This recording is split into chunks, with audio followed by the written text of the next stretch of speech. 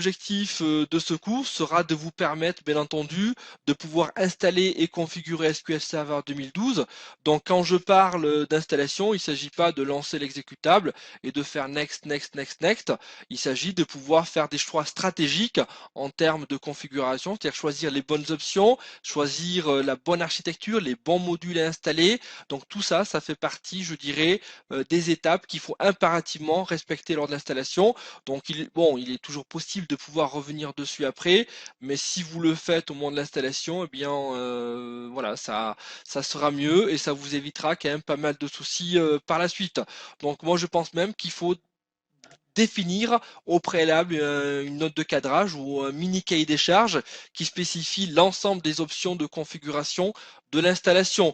Comme ça déjà, ça vous permet d'industrialiser vos installations, mais aussi de maîtriser l'ensemble des éléments de paramétrage, par exemple tels que le mode d'authentification, etc., la collation, l'encodage, qui sont des éléments très très importants pour la suite du fonctionnement de votre système. Donc nous verrons aussi comment gérer les fichiers de base de données SQL Server. Quand je dis comment gérer, c'est comment sont stockés, quelle architecture. Nous verrons en détail comment sont constitués les fichiers de base de données sous SQL Server 2012. Donc nous verrons aussi la notion de table space, la notion de répartition des datas. Nous verrons aussi la partie sauvegarde et restauration des bases de données, qui est une partie très très très importante. Je me permets d'insister là-dessus parce que c'est un élément, je dirais, vital pour la continuité du fonctionnement de votre système. Et quand je parle de sauvegarde et restauration, il ne s'agit pas de lancer des sauvegardes à droite à gauche, c'est de définir réellement une vraie stratégie de sauvegarde et une vraie stratégie de restauration par rapport aux besoins, bien entendu, de votre client et par rapport aux besoins de l'applicatif. Donc par exemple, voilà, la fenêtre de tir qui permet en fait de définir la durée de restauration maximale, etc. Donc ça, il faut tout prendre en compte pour définir la meilleure stratégie de sauvegarde-restauration. Mais donc ne vous inquiétez pas, nous verrons ça en détail, nous ferons des TP concrets qui permettront de voir exactement qu'est-ce qu'il ne faut pas rater lors de la définition des stratégies de sauvegarde-restauration. Donc nous verrons aussi la partie sécurité, la sécurité au niveau SQL Server, la sécurité au niveau instance, la sécurité au niveau base de données. Nous verrons aussi la sécurité concernant les objets qui sont stockés dans le moteur SQL Server 2012. Nous verrons aussi la notion de cryptage, cryptage de table, cryptage de colonnes au niveau des objets. Donc nous verrons la notion de clé symétrique, clé asymétrique. Nous verrons aussi la notion de certificat. Donc nous verrons l'ensemble des éléments qui permettent de configurer une architecture évoluée mais sécurisée au niveau d'SQL Server 2012. Nous verrons aussi la partie analyse et compréhension de SQL Server 2012.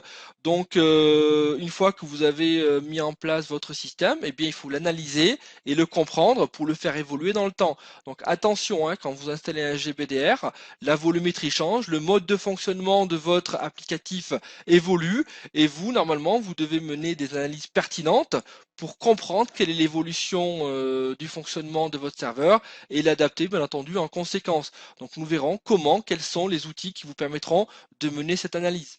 Nous verrons aussi la partie transfert des données qui est une partie importante, surtout dans des environnements assez importants.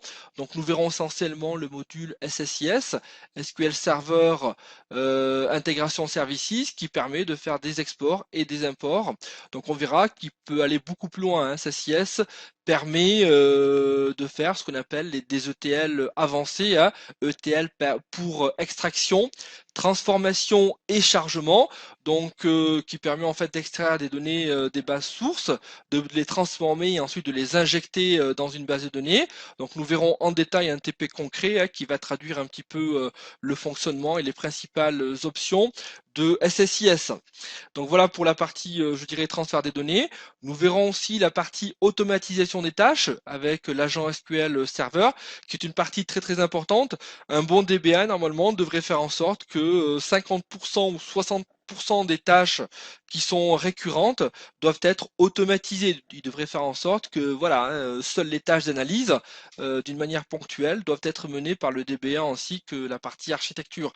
Donc nous verrons comment automatiser les tâches sous SQL Server 2012, voilà, surtout sur la partie SQL Agent.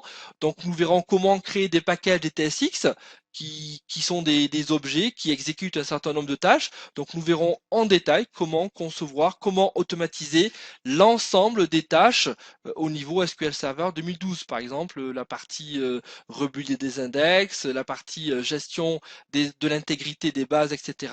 Donc nous verrons comment automatiser d'une manière pertinente et surtout efficace ces différentes tâches. Nous verrons aussi comment comprendre et optimiser l'architecture de SQL Server 2012. Bien entendu, votre système va évoluer, donc plus vous allez avoir une maîtrise en termes de compréhension pour la partie fonctionnement, et plus vous allez être à même de pouvoir analyser et comprendre très rapidement ce qui se passe sur votre système, donc avoir la capacité d'agir très rapidement et d'apporter les modifications et les évolutions nécessaires au bon fonctionnement de votre système.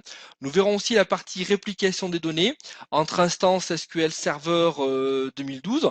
Donc nous mettrons en place deux instances et on simulera, en fait on réalisera un vrai TP de réplication entre différentes instances et différentes bases de données. Donc nous verrons qu'il existe différents modes de réplication sous SQL Server.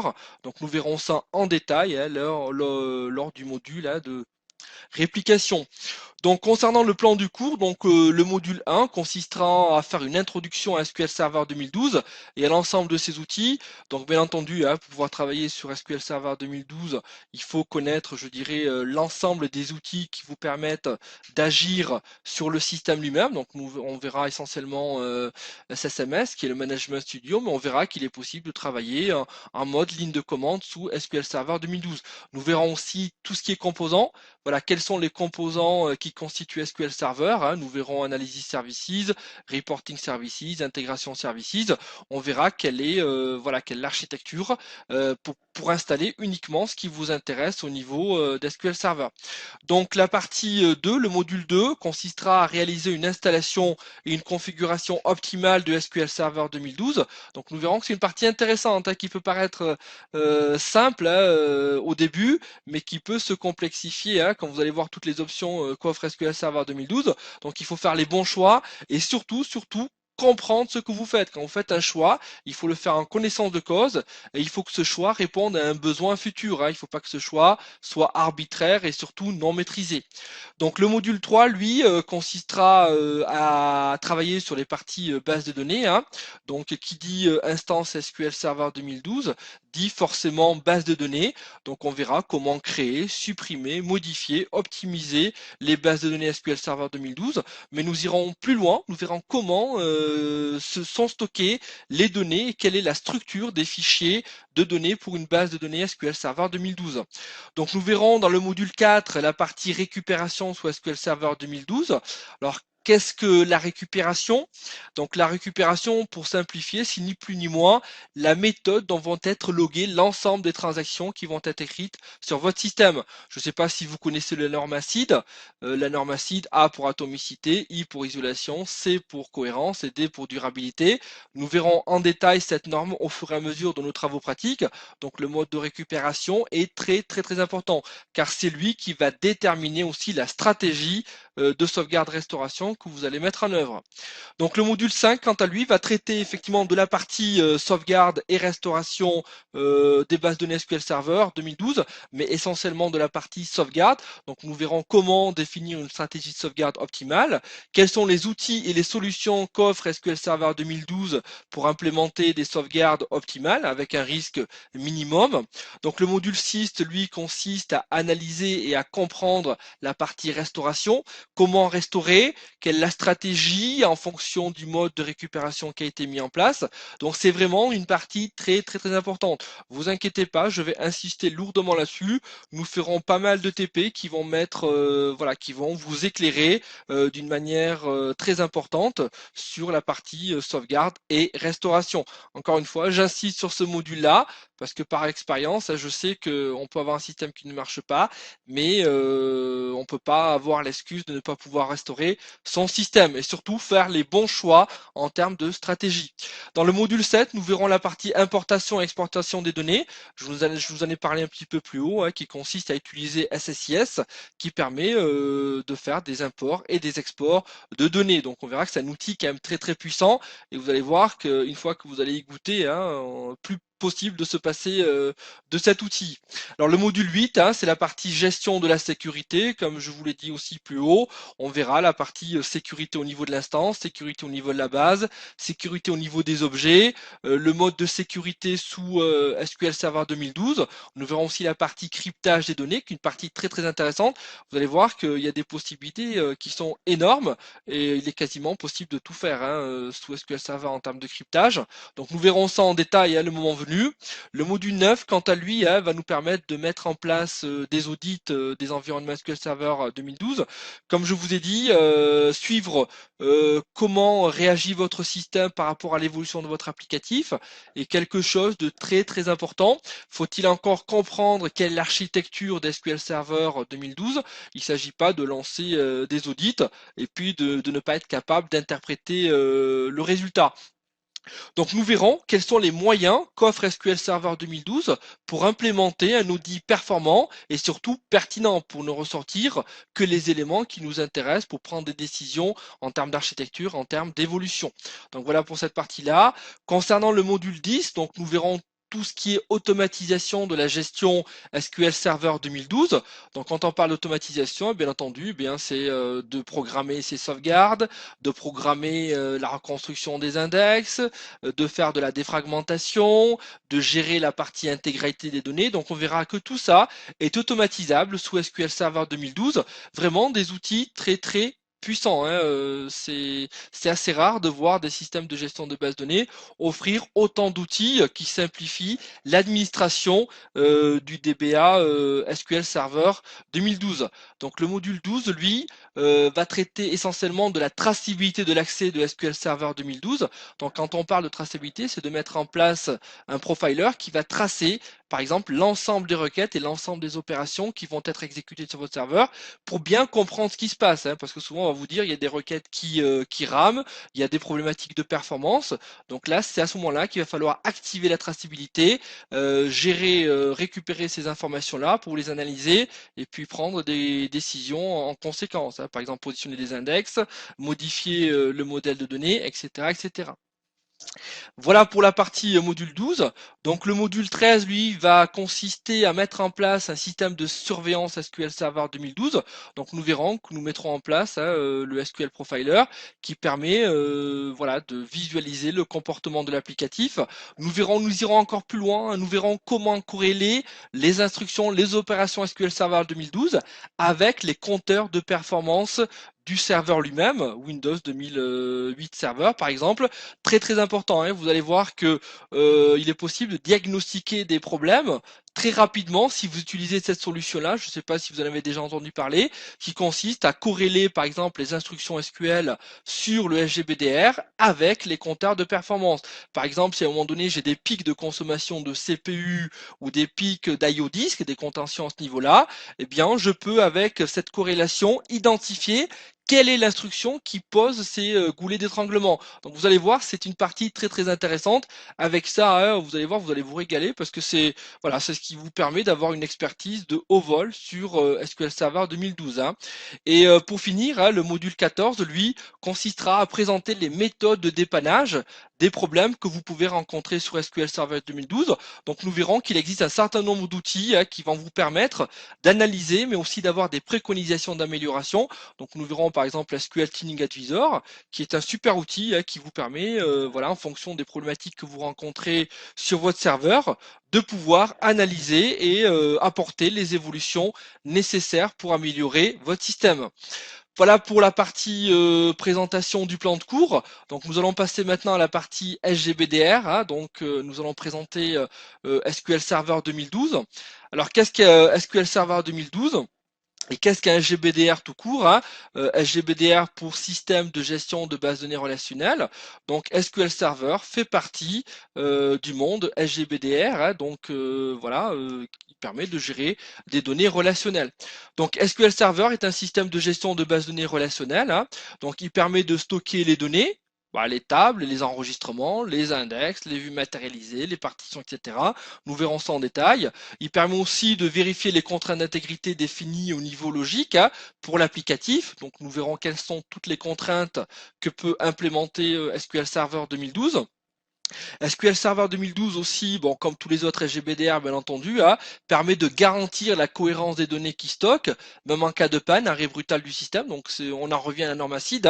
Donc vous inquiétez pas, je reviendrai sur cette norme ACID, qui est une norme importante qu'il faut impérativement comprendre, parce qu'on dit qu'un SGBDR est qualifié de SGBDR que si il respecte cette norme, la norme ACID. Donc autant savoir en quoi consiste cette norme. Donc nous verrons ça en détail. Donc, il permet aussi d'assurer les relations entre les données définies par les utilisateurs. Donc, on verra que, bien entendu, la compréhension d'un modèle de données, elle est primordiale pour pouvoir travailler sur un GBDR. Alors, SQL Server 2012, ou comme les anciennes versions, permet de s'interfacer d'une manière très très importante avec le système d'exploitation. L'intérêt d'être sous SQL Server 2012, c'est pour pouvoir aussi utiliser certaines fonctionnalités du système d'exploitation, comme par exemple l'observateur des événements, l'analyse de performance, le traitement parallèle, la partie sécurité, mais aussi l'Active Directory, et ainsi que la corrélation. Donc je n'ai parlé un petit peu plus haut. Donc nous verrons comment utiliser l'analyseur de performance de SQL Server 2012 pour pouvoir corréler ça avec les instructions qui sont lancées sur SQL Server. Donc c'est vraiment très très puissant quand on a une maîtrise d'SQL Server et qu'on a une bonne connaissance des outils du système d'exploitation, eh bien on peut faire beaucoup de choses. Donc voilà pour la partie présentation d'un GBDR. Donc voilà, donc on verra en détail l'architecture d'SQL Server ainsi que l'ensemble des fonctionnalités. Donc je tiens juste à rappeler aussi que ce cours a pour objectif, bien entendu, de préparer à la certification Microsoft 70-462, qui consiste à avoir la capacité à pouvoir administrer SQL Server 2012. Mais vous verrez, donc j'ai formé quand même pour d'autres centres pas mal de stagiaires dans le cadre justement de l'obtention de ce certificat, et en général ça se passe très très bien. Si vous suivez l'ensemble des modules que nous allons traiter ensemble, normalement ça sera une formalité, vous ne devriez rencontrer aucun souci. Surtout que dans ce cours nous allons aller beaucoup plus loin que la partie administration. Je vais vous montrer quand même pas mal d'astuces et pas mal de techniques qui vous permettent en fait de bien comprendre l'architecture SQL Server, mais aussi d'avoir une analyse pertinente et surtout efficace. Donc voilà, c'était juste un petit rappel là-dessus. Donc maintenant nous allons présenter l'environnement du cours. Donc l'environnement du cours, bien c'est l'environnement de travail sur lequel nous allons réaliser l'ensemble des travaux pratiques. Donc voilà, je vais présenter brièvement l'architecture. Donc nous allons avoir un client qui se nommera client-SQL01 sur lequel sera installé le client Management Studio. Nous aurons un serveur distant que l'on nommera serveur-SQL01 sur lequel seront installées deux instances, l'instance MSSQL-INST01 et l'instance MSSQL-INST02. Donc voilà, nous travaillerons essentiellement sur ces instances. Donc voilà pour la partie environnement de travail. Donc une architecture simple mais efficace pour réaliser l'ensemble de nos travaux pratiques. Donc voilà pour la partie architecture. Pour la partie contenu, donc nous verrons que pour pouvoir réaliser nos TP, il faut nous baser sur une vraie base de données. Donc les ateliers pratiques de ce cours, pour les réaliser, nous allons travailler avec une base de données que je vous ai préparée, que l'on nommera GESCOM. Donc c'est une base de données, mais une vraie base, avec des tables, des index, des vues, mais aussi des données, un jeu de données cohérent. Donc c'est cette partie-là qui est très importante, ça sera notre fil conducteur durant l'ensemble des TP que nous allons réaliser. Donc au fil des ateliers pratiques, nous allons ajouter bien entendu des fonctionnalités à la base de données GESCOM, nous allons rajouter des index, optimiser le stockage, répartir les données, mais aussi par exemple réaliser l'analyse des plans d'exécution sur les différentes tables, etc.